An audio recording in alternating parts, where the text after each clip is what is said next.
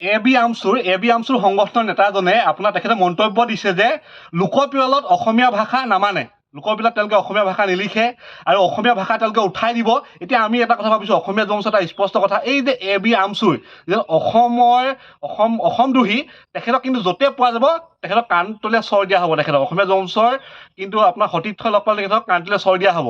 এই অসমতে বায়ু পানী খাই অসমত ডাঙৰ হৈ তেওঁলোকে কি বুলি কৈছে, অসমীয়া ভাষা আমি উঠাই দিম, অসমীয়া ভাষা লোকপ্ৰিয় নেলিখে। আমি কৈছোঁ যে সেই এ বি আমচুৰ সেই অসমদ্ৰোহী নেতাজনক আমি অসমৰ পৰা উঠাই বাংলাদেশ পঠিয়াই দিম। তেওঁ আমাক অসমতে থাকি তেওঁ কি কৈছে, অসমীয়া ভাষা উঠাই দিব, লোকপ্ৰিয়ত অসমীয়া ভাষা নিলিখে, অসমীয়াক সংখ্যালঘু কৰি দিব। আৰু তেখেতক আমি অসমীয়া জনমঞ্চই সেই নেতাজনকহে উঠাই পিনি এতিয়া বাংলাদেশলৈ পঠাই দিয়া চিন্তা কৰিছোঁ। আমি তেখেতক য'তে পাওঁ তেখেতক কাণ তলীয়া চৰ দিয়া হ'ব, এইটো স্পষ্ট কথা। আৰু এ বি আমচুৰ এই অসমদ্ৰোহী নেতাজনে হয়তো ভাবিছোঁ, হয়তো অসমদ্ৰোহী কিছু সংগঠনৰ লগত তেওঁ জড়িত থাকে। অসমতে তেওঁ ডাঙৰ হৈ তেওঁ এতিয়া ক'ত আছে, তেখেত থকা ৰাজ্যখনৰ নাম কি?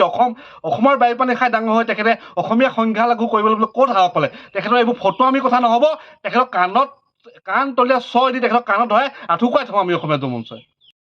এ বি আমচুৰ সংগঠনৰ নেতাজনে আপোনাৰ তেখেতে মন্তব্য দিছে যে লোকপিয়লত অসমীয়া ভাষা নামানে, লোকপিয়লত তেওঁলোকে অসমীয়া ভাষা নিলিখে আৰু অসমীয়া ভাষা তেওঁলোকে উঠাই দিব। এতিয়া আমি এটা কথা ভাবিছোঁ, অসমীয়া জনমঞ্চৰ এটা স্পষ্ট কথা, এই যে এ বি আমচুৰ যে অসমদ্ৰোহী, তেখেতক কিন্তু য'তে পোৱা যাব তেখেতক কাণ তলীয়া চৰ দিয়া হ'ব। তেখেতক অসমীয়া জনমঞ্চৰ কিন্তু আপোনাৰ সতীৰ্থ লগ পালে তেখেতক কাণ তলীয়া চৰ দিয়া হ'ব।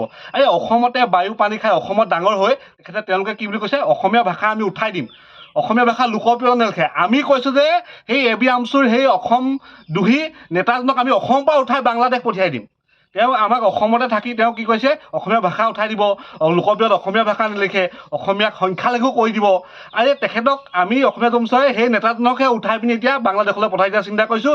আমি তেখেতক য'তে পাওঁ তেখেতক কাণ তলীয়া চৰ দিয়া হ'ব, এইটো স্পষ্ট কথা। আৰু এ বি আমচুৰ এই অসমদ্ৰোহী নেতাজনে হয়তো ভাবিছোঁ, হয়তো অসমদ্ৰোহী কিছু সংগঠনৰ লগত তেওঁ জড়িত থাকে। অসমতে তেওঁ ডাঙৰ হৈ তেওঁ এতিয়া ক'ত আছে, তেখেত থকা ৰাজ্যখনৰ নাম কি?